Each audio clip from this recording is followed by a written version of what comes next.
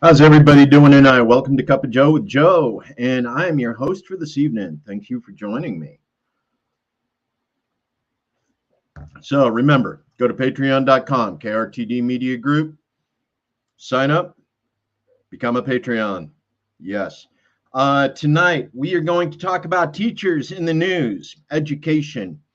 Education, education, education. This actually comes up a couple of different times for a couple of different reasons. So, without further ado, let's go ahead and get into the news. Teachers in America. Okay, this particular photo is interesting because it comes from a 2015 article about how the number of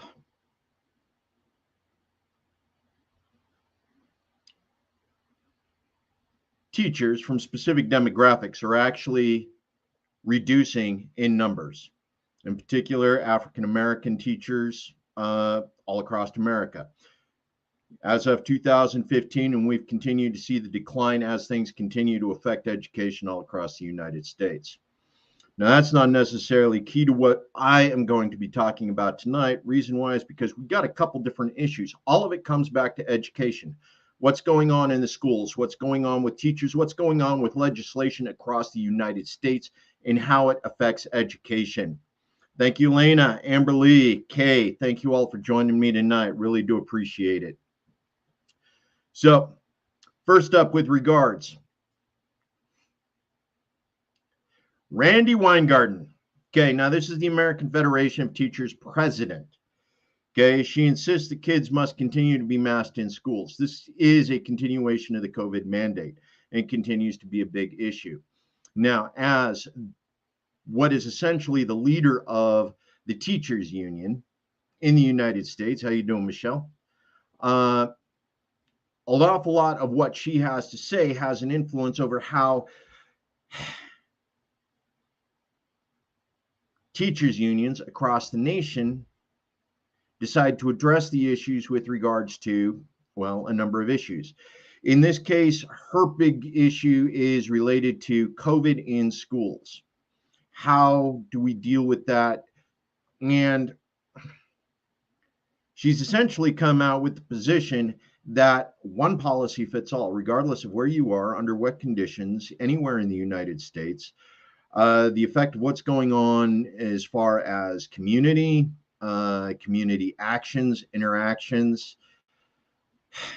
The American Federations of Teachers has decided that it will insist upon a universal policy of masks in school. Now, from a number of different perspectives, this is particularly bad. One is it actually runs contrary to significant amount of evidence indicating that the children themselves are not actually at high risk, which means that, yes, there are deaths. It does happen. I will not deny that. High risk individuals continue to exist in all the demographics, in all of the age groups. And it's really up to the individual to be able to assess what the risk is rather than coming at it from a universal policy.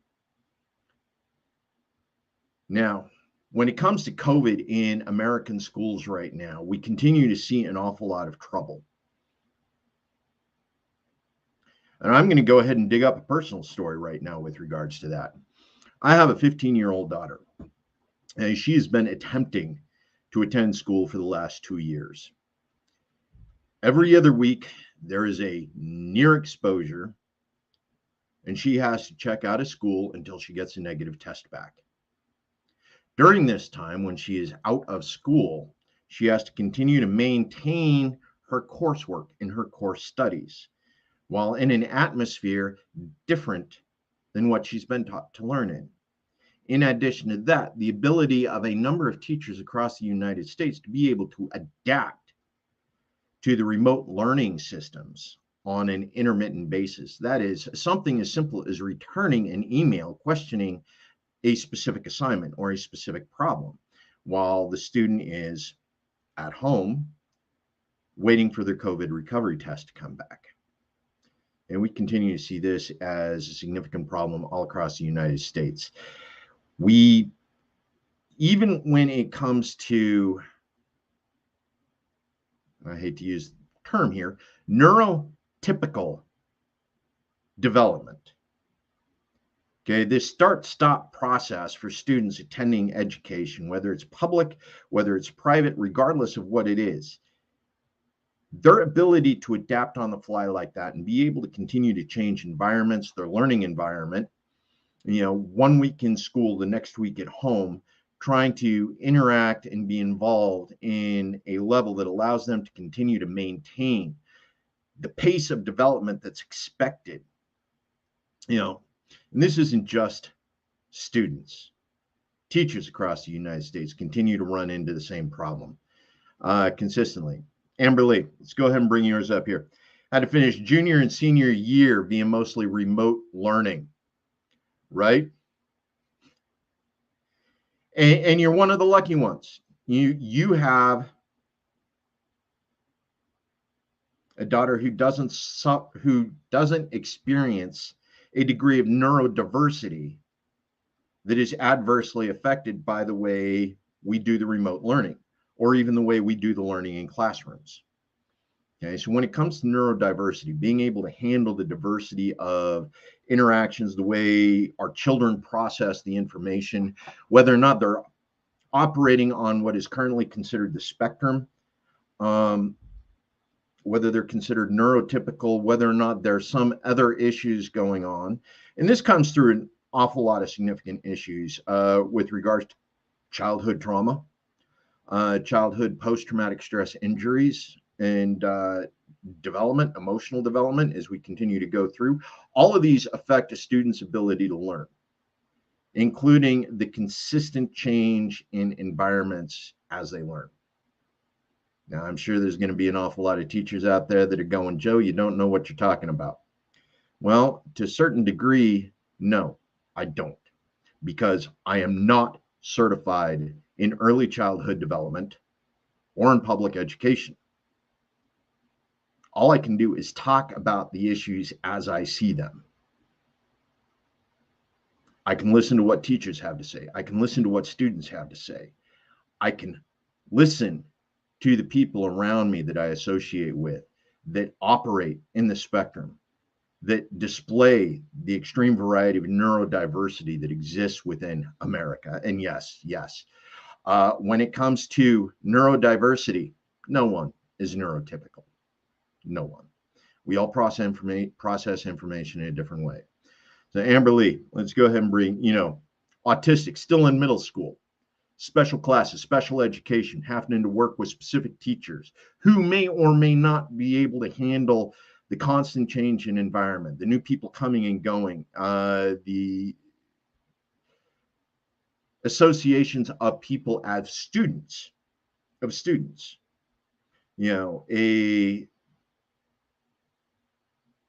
special education student who has to go home for a period of time, for 2 weeks in order to wait for the diagnosis of COVID, or to wait for them to actually come back with a negative test.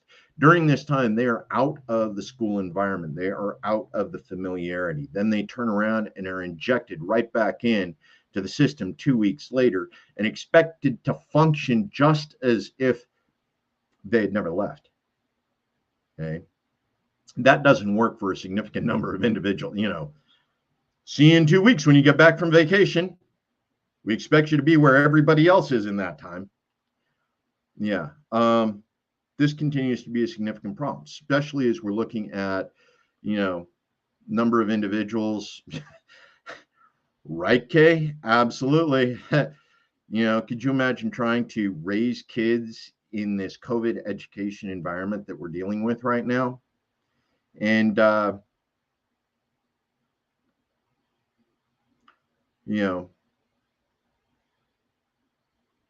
exactly. And that's one of those things. Special ed, you have teachers that are specifically trained in order to work with your child's neurodiversity, being able to work across the spectrum and be able to help them learn the best way they can. Even as parents, of neurodiverse children. Sometimes even though they're ours, right? Even though they're little versions of us, you know, um, the way we've learned to cope and process information, or cope with the processing of information as we grew up. Maybe a little bit of us remembers, I had that problem as a child. I can't remember how I solved that problem as a child because it was beaten out of me. But we continue to have this problem. And let's talk about another issue with regards to the masks in school. Okay. Learning, education, emotional development. Okay. The ability to talk, the ability to see someone. Okay. Right now, you are watching me. You were watching me talk. You were watching my expressions, my facial movements. Do I have a tick? Do I have something that makes me distinctly me? Is there a tell when I'm experiencing a specific emotion? Okay. If I'm wearing a mask, significant amount of that process, the ability to tell and read and understand the emotional levels. No, you're good, Brandy. You're good, Brandy. Thank you for joining us, Eminence. And let's talk about this. The ability for you to read me, my ability to project my emotions, my feelings, for you to be able to see whether or not I'm happy, whether or not I'm smiling. You lose a significant amount of that capacity when a mask is put in place. We won't even talk about the hard of hearing individuals who can no longer read lips for those people who've never developed American Sign Language skills.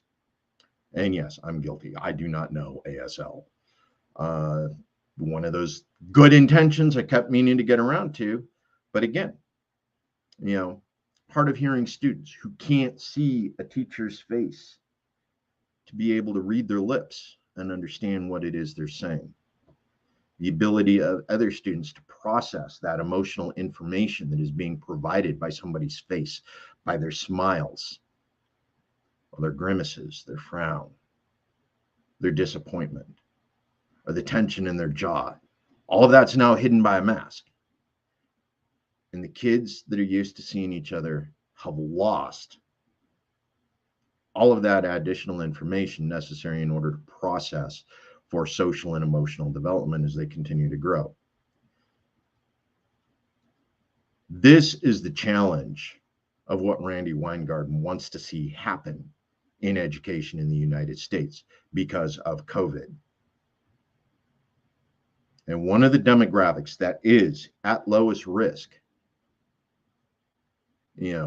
for long-term COVID effects, not saying the risk is nil. I'm not saying that. Right, Eminence? Smiling people make me happy. Smiling people make me happy too. Absolutely, Eminence. It's nice to be able to see. It's nice to be that communication. It's silent, but it's obvious and it's present. And that's what she wants to do. She wants to deprive an entire generation of children, an entire generation of students, that emotional development. Okay. I'm sure there's an awful lot of parents out there that are thinking, no, I don't want my kid getting sick. I don't want my kid getting sick. Please pay attention. Okay. I don't want your kids getting sick either. I don't want them being laid out for 2 weeks because of COVID. But at the same time, I do not want to see them grow up emotionally stunted because they've been deprived several of the things that we consider to be important for early childhood development because we felt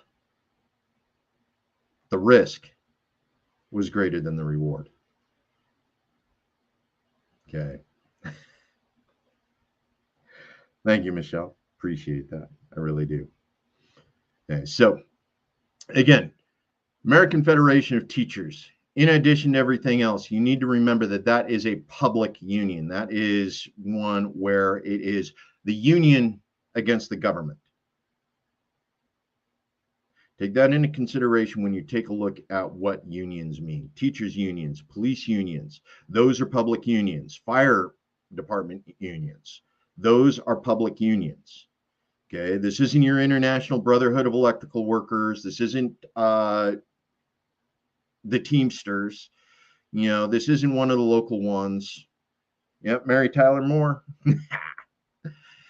Ooh. And did I just date myself? Good one, Michelle. You caught me with that one. You caught me with that one. Yes, I watched Mary Tyler Moore while I was growing up. Came home from school, no less. Sit down in front of a TV and watch Mary Tyler Moore and the rest of the crew.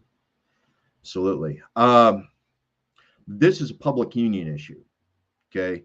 As a result, this is the teachers against the state. This is the teachers against the government. This is the teachers union against the people. Okay, so step back. Pay attention to what it is that's going on with regards to unions versus non-union, or union, non-union, public union versus private union. Make sure you understand exactly what that means when it comes to working with unions. Okay, right now, in the United States, there are certain public unions which have a significant amount of influence over legislation, including their pay, and what sort of compensation continues to go and develop with that. So, teachers' unions, again, Randy Weingarten, pay attention to what's going on with that, because the public union of teachers has a significant influence. Okay, next up. Okay. Alabama school official reports complaints of Black History Month is teaching critical race theory. Okay. Critical race theory has continued to be a big issue in legislation, in legislators. And unfortunately, it's one of those things that's become a dog whistle over the last 2 years.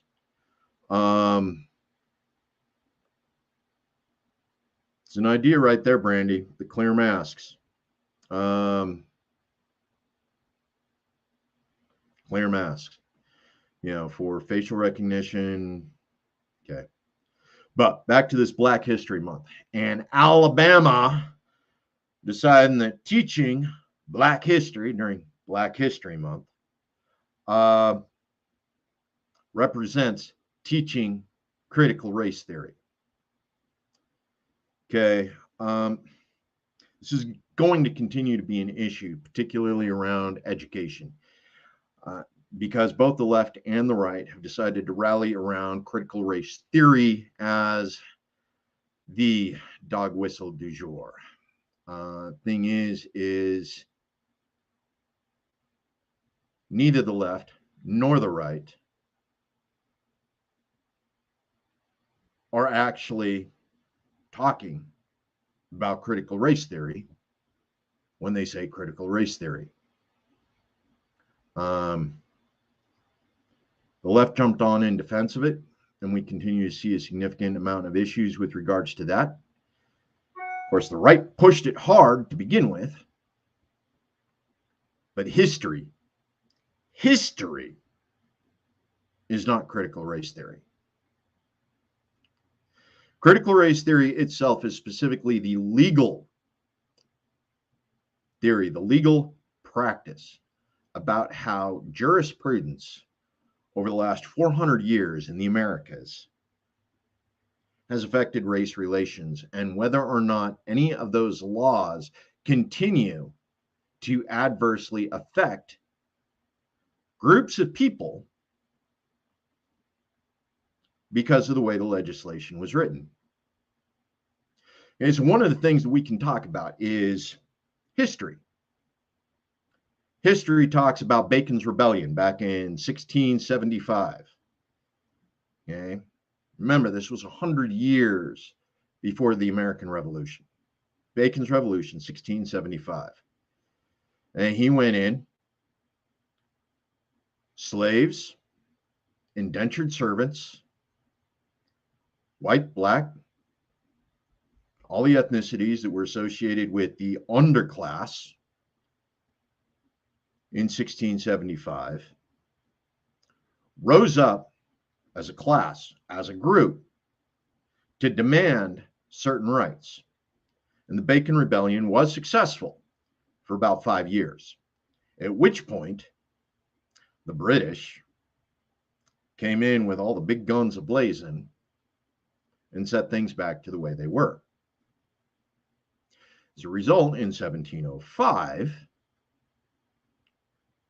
the legislative and jurisprudence effects of Bacon's Rebellion took effect. Now, that's history. History, mind you. Okay. Now, from the perspective of critical race theory, is what legislation came out in 1705 that adversely affected race relations and the creation of race, no less, the creation of race as a social construct in legal theory in the Americas. The Virginia Slave Codes of 1705. That was the first time in which whiteness was defined in the Americas.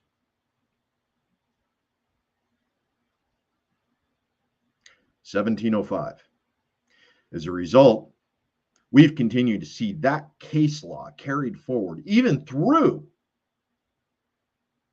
the Revolutionary War, even through the Constitution, 3/5 compromise, remember that, folks. That legislation, the Slave Codes of 1705, the creation of whiteness, the creation of race, the determination that the melanin count in an individual's skin could determine their rights, could determine their privilege, could determine their access. 1705, that's what critical race theory is about. The legislation, the case law that is carried forward, and how do we address those issues?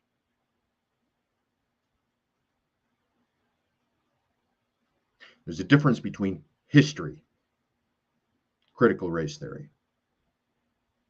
Black History Month is strictly about history. What did or didn't happen? Critical race theory is about law. It's about policy.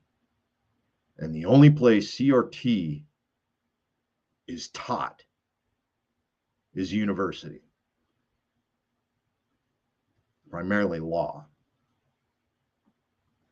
So when it comes to, is CRT being taught in grade school? No, history is being taught in grade school, folks. Okay. We are teaching history.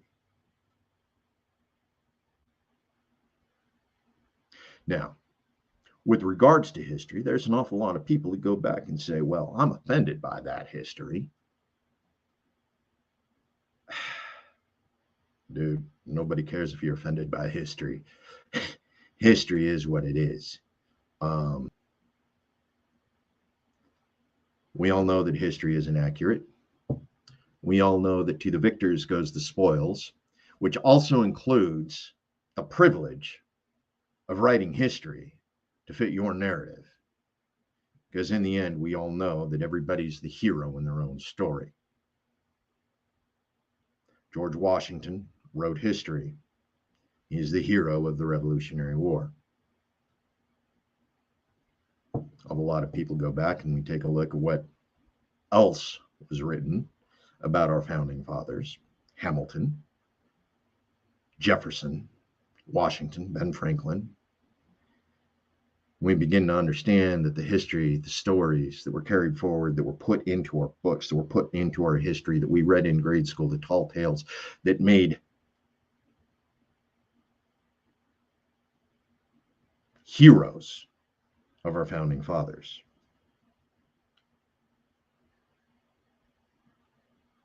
Didn't necessarily capture the full scope of their personalities.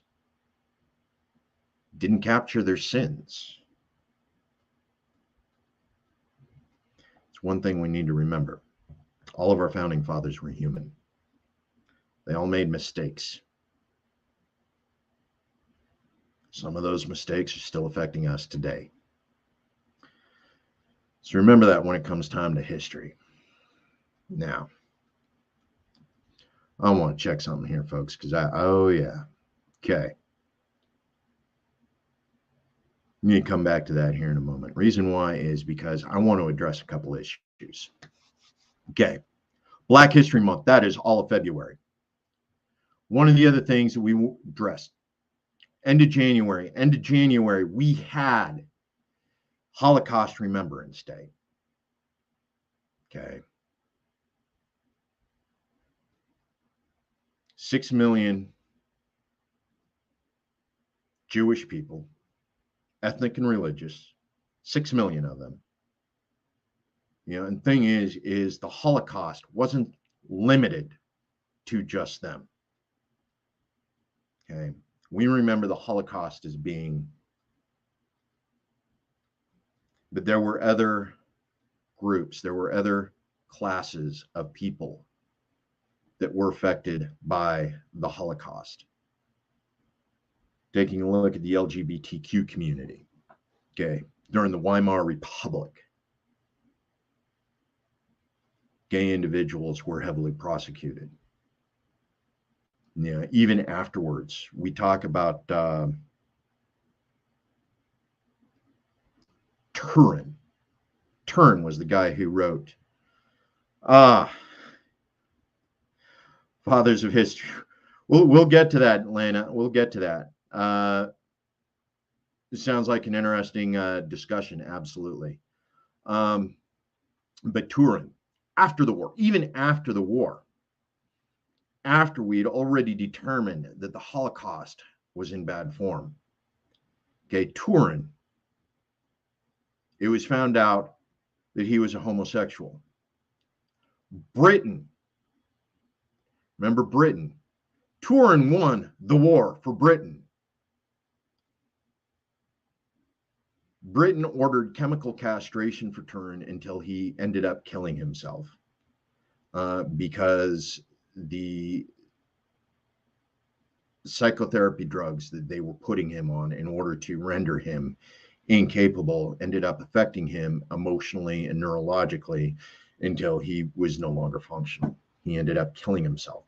This was a man who saved the Allies. This was the man who defeated, the German code. He ended up dying in Britain after the war because he was gay. Okay, during the Weimar Republic, we continued to have, the LGBTQ community.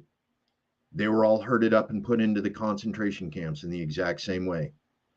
The Romanis, the Gypsies, the transient peoples were all round up and put into the concentration camps. All of these people continued to go into those. The U.S. during that same era, between the 1920s clear up until the 1950s, the U.S. had an equal guilt associated with those same things. Not only had we just experienced the Trail of Tears with regards to the migration, we were doing repatriation raids in Oklahoma and Texas. We were taking people who had lived on earned land, and because local individuals had decided that their melanin count wasn't appropriate, they kidnapped them, sent them to Mexico. These were American citizens. They kidnapped them, sent them to Mexico, and stole their land.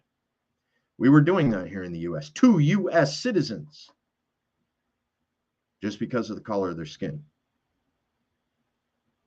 1942, February 19th.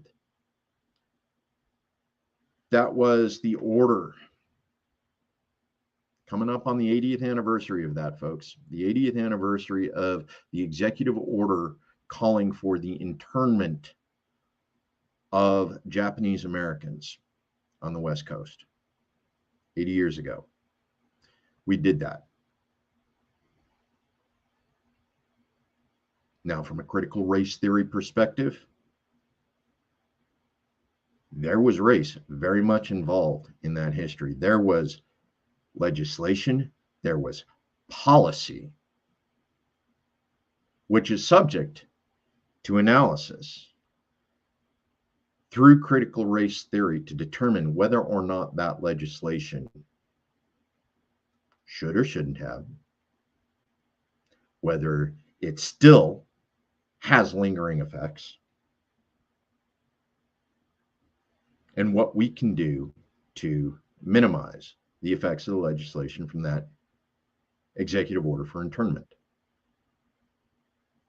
All of this comes back to critical race theory. It's not just about Black history. It's about Indigenous history. It's about Black history.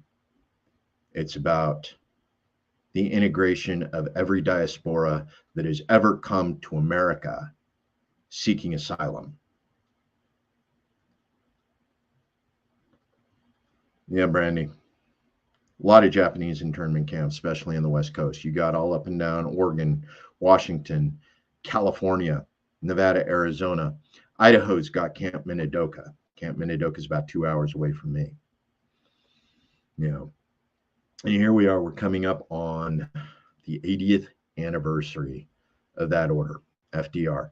Okay, when it comes to the sins of the Holocaust, when it comes to the sins of the Weimar Republic, of Germany during that era, Arkansas. Yeah, Arkansas. Yeah. Germany was not alone with regards to their very public policy regarding eugenics, their very public policy regarding white supremacy, white superiority, and by extension, who was going to be allowed to live in the future empire. You know, Germany was not alone in that particular problem. Now, we are doing an awful lot to correct that. And a lot of that is going in and doing the analysis on the legislation, doing analysis on the legal code, doing the analysis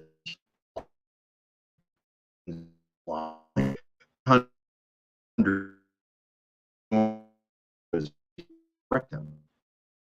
Doing every day, looking at new legislation.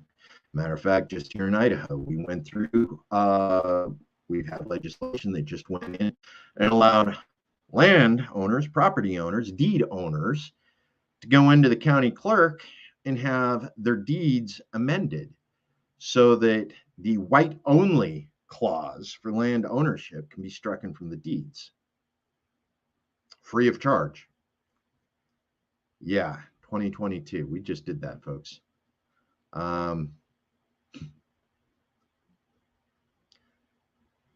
But that is an issue that's addressed by critical race theory. Legal documents, policy, jurisprudence, case law. We do not teach CRT in schools. Okay, moving on. Florida, man, Florida. Florida has created its own don't ask, don't tell policy, and it's currently going through, and it's likely to be signed by Governor Newsom. He's been very strong advocate for this particular policy. And we are currently dealing with a bit of blowback. Okay, because Newsom's don't ask, don't tell has to do with education in the United States. It has to do with education in Florida, education policy. Again, this goes back to where we are punishing teachers for something that is put into the curriculum, that is put into discussions. Okay. A teacher cannot answer questions related to LGBTQT issues in class, or even to a student who's afraid to talk to his parents about this, without risking severe fines.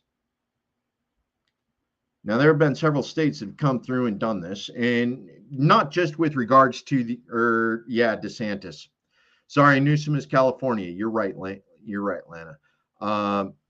DeSantis is Florida, and Newsom is California. I get the Disneys mixed up a lot. Sorry.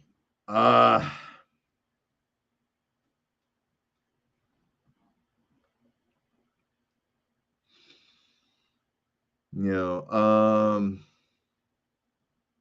yeah, Amberly, good issues. You know,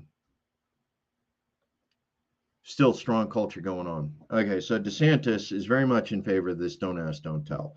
And what this is it's creating an isolating experience for those individuals who do experience, right?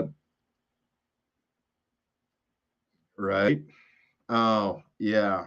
Out here in Idaho, neoconservative.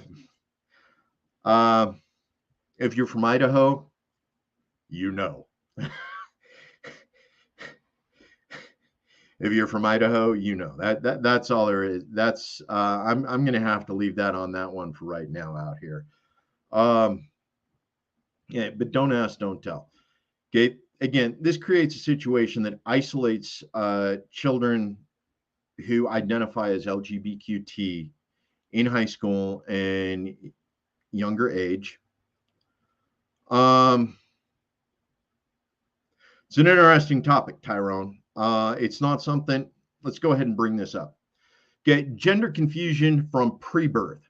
Okay, bar body deficit. Okay, there is science that's associated with this, and there are associations with regards to environment, family placement, childhood trauma, parental trauma during prenatal. You know, all of these contribute to situations that may cause gender confusion. And so, how do you address this issue when you create the environment that the people who are most likely to know something about it, that is, those people who see 500 kids a day, who are able to watch those 500 kids and understand the nuance, rather than those who are in the family, in the bubble, that only see their own children, then aren't able to grasp the diversity that's associated with their children in relationship to the community that they will have to go out and operate in. Okay. Most parents only work with 5 to 10 kids, their own and the children of their immediate friends. Teachers, whether it's public institutions, whether it's private institutions, whether it's charter schools, magnet schools, whatever, teachers are the ones that are looking at the diversity in the community. They're the ones who have an understanding of where a child may or may not be having a specific issue. Okay, now, I'm a school choice guy. I got my reasons for it.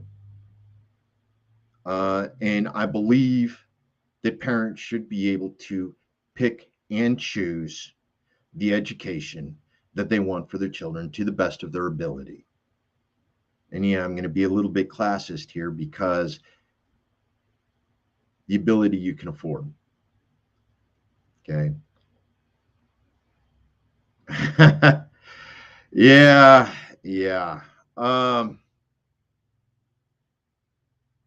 Not a huge fan of Marx. I'm just going to put that out there, Tyrone. I'm not. I think he oversimplified some things and he left some significant issues out. The other thing is class reductionism kills. We can't wait, until everything is equal in order to discuss what's going on.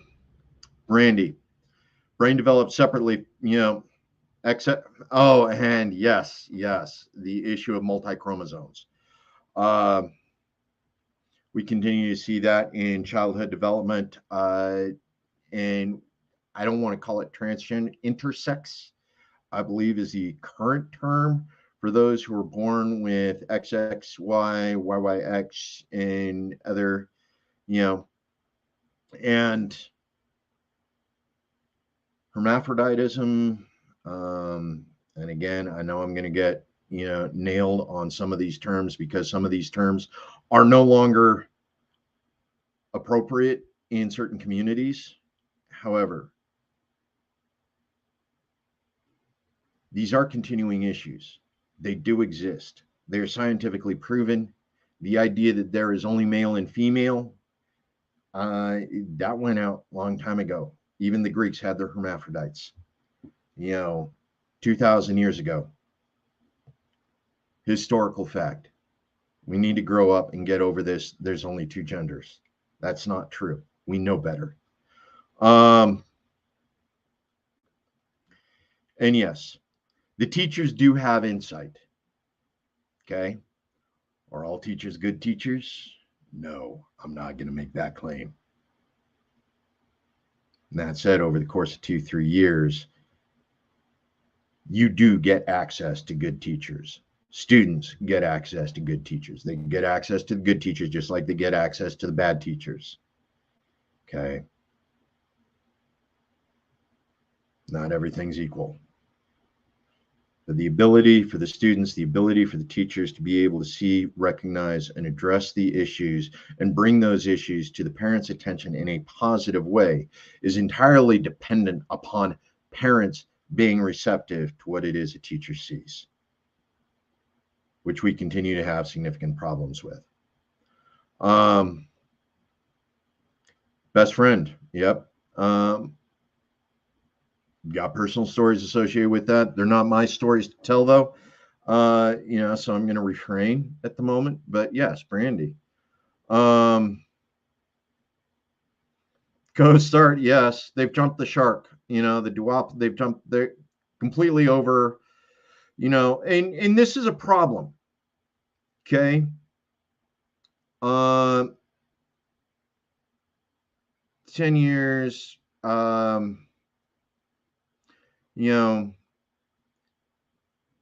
Bible issue. Yeah.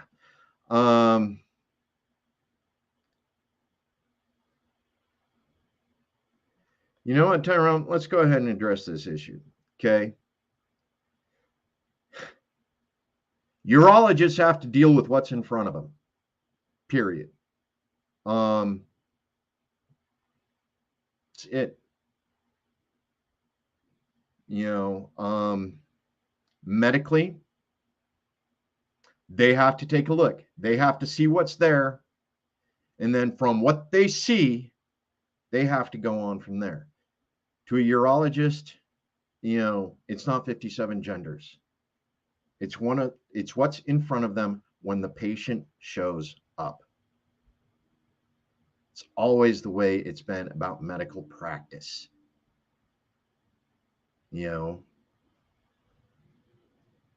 Practice. Because you never see the same thing twice. Unless you're in the ER, in which case ER nurses know that you didn't slip and fall. That isn't how that ended up there. Okay. But urologists, they deal with what's in front of them. They don't worry about what the patient says. They have to deal with physical aspects of whatever urological problem is being presented to them.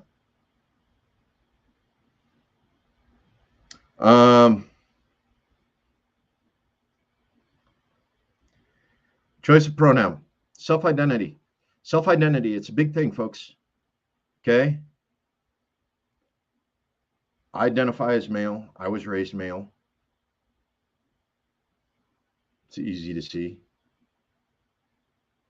But the thing is, for a number of reasons, people identify, they want to feel comfortable in their skin. They want to feel comfortable with their personality. Okay? If it's an issue for you, walk away. It's not that hard. walk away.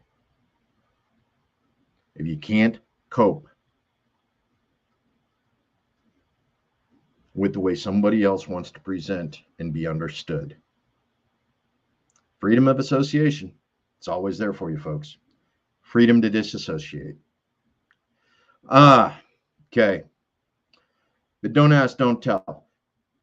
This creates a situation where a teacher would have to pay out of their pocket. Teachers union isn't going to cover this bill for them. It's being ruled out. Same types of legislation is being written with regards to CRT.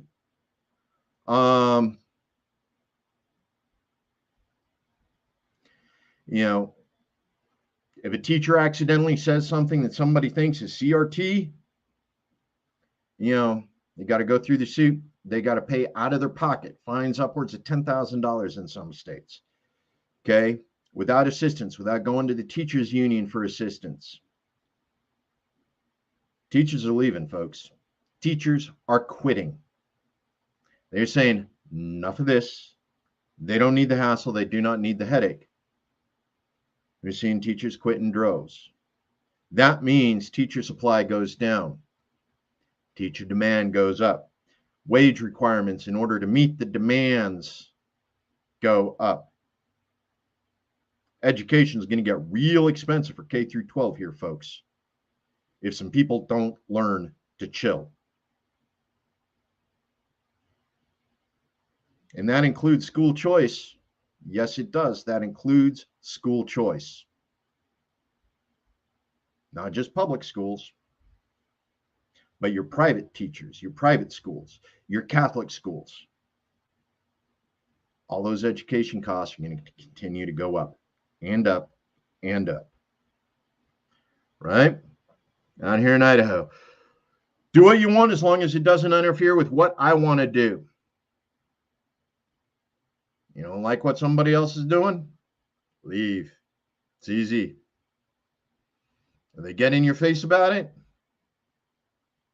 well, that gets dealt with in a different way. Somebody's polite, says peace. Everybody needs to leave happy. Or just leave. Doesn't matter. School children. Yeah. Whitewashed history, straight CIS, sexuality. And this is one of those things. We actually had an ode to homosexuality in Tombstone. We remember seeing several characters, which historically, I believe Oscar Wilde was one of them. There was another one of the characters that was associated with,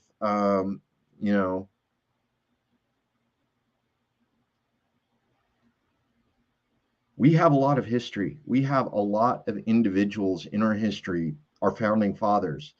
I'm not sure. I think it was James Buchanan. Wasn't it James Buchanan who never actually had a first lady? Be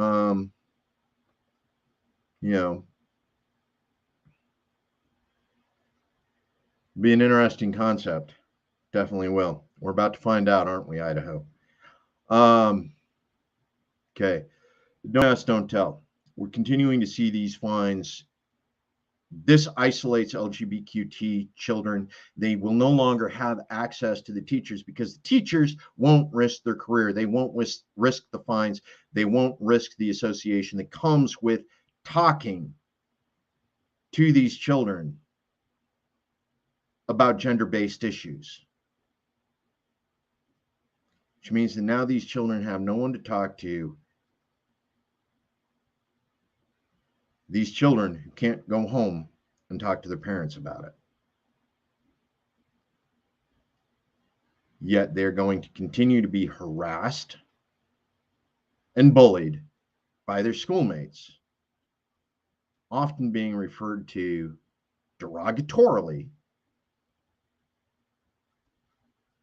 because, as Amber points out, we still teach in an anti-divergent way in the United States. Yes, we do.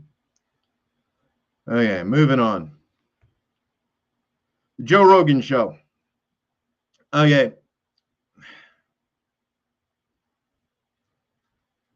Let's go ahead and talk about this. Joe Rogan. It's a lot of manufactured outrage over this. Spotify is doing extremely well. Every one of the artists who have decided to leave Spotify because of the Joe Rogan exclusivity with Spotify continues to do well within their own range. People are going to them, listening to them. Joe Rogan himself is actually doing fairly well as things are continuing to build for him. So in an awful lot of ways, this is manufactured outrage. This is PR, and it's PR that's working for Spotify. It's PR that is working for Joe Rogan. It is PR that is working for everybody who has decided, to leave Spotify for one of the other streaming platforms.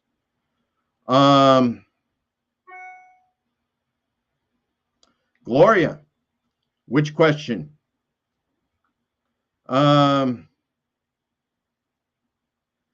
Don't blame you, okay? Don't blame you. But what this is it's about public discourse. Where are you allowed to have it? Where are you not? Now, Spotify is a privately owned company. It does not own an exclusive on the market. Take care, Kay. Have a good one. Spotify does not have an exclusive on the streaming market. It does not have an exclusive on podcasts. You still have the old school ones like Pandora. You still have the monetization on YouTube. You have Odyssey that's coming out. Rumble has just stood up. Okay, so we are continuing to see a number of these issues develop. Now, this is like choosing which venue you want to go to listen to music. Okay, specific venues have specific attractions. They attract a particular kind of performer. They attract a particular kind of artist, a particular kind of speech.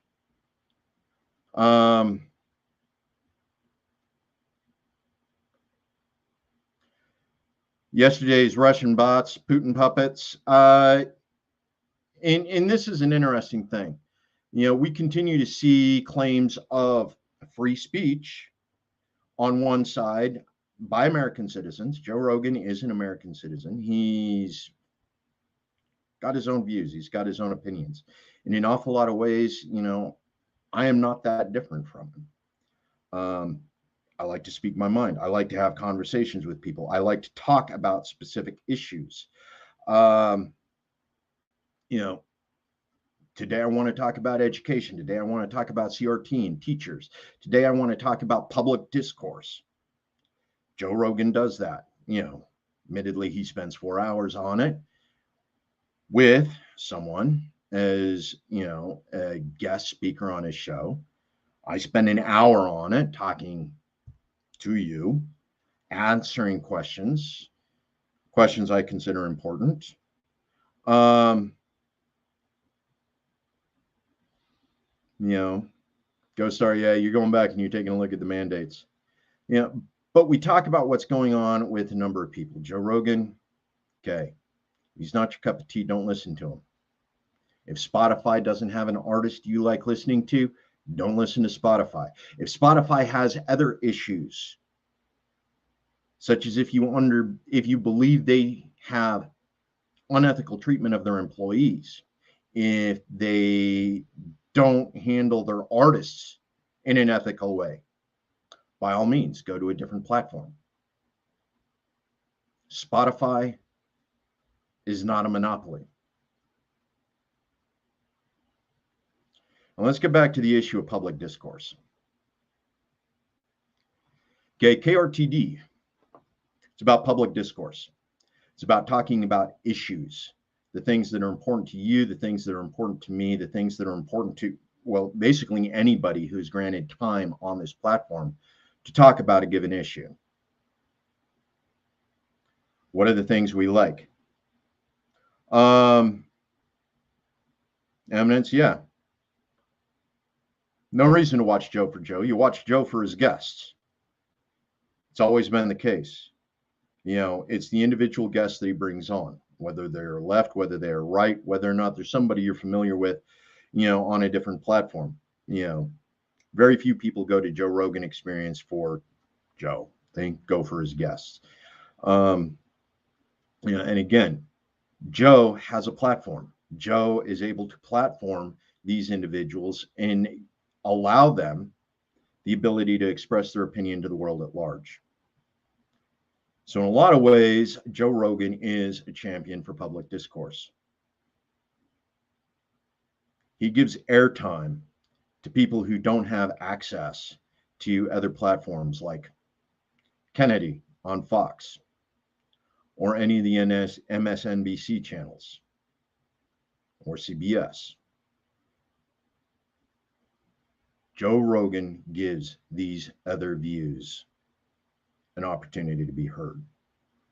He creates the openings in the Overton window that do not exist in today because of the way that our mass media limits what we can talk about, limits what we can understand, limits what we can discuss. Okay. We don't talk about the trade war in which the Ukraine is at the heart of. We talk about the military movements that are associated with the Russians along the Ukrainian border. We don't talk about childhood development and the new science that's part of that in education because we're focused on school choice. We're not looking at education reform because we now want to fund the student and follow the money. Gloria, let's go ahead and talk about that. Feelings, transitory. Facts are what they are, mathematically demonstrable. Toyota brake pads don't belong on farm tractors.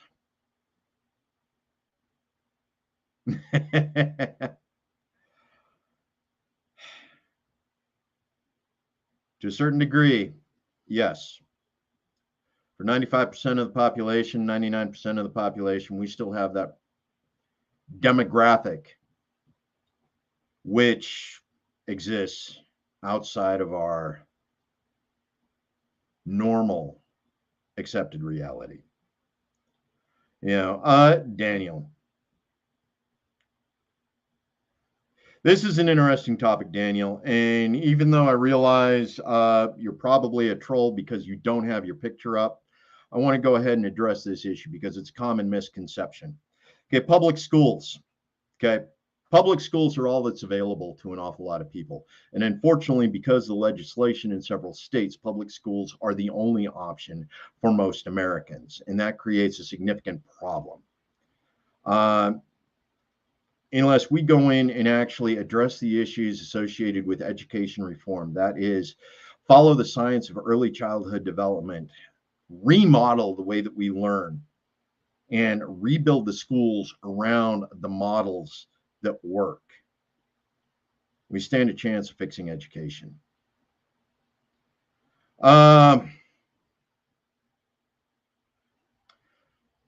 Peace, Daniel. Okay. And yes, most teachers are underpaid. And it doesn't matter whether they're public, private, Catholic school, whatever. Most teachers are significantly underpaid. So with that, folks, I have spent my hour. We got another show that's about ready to kick off. I appreciate your time this evening. I appreciate the opportunity for the public discourse. And yes, Toyota does make tractors. John Deere isn't the only one who does that.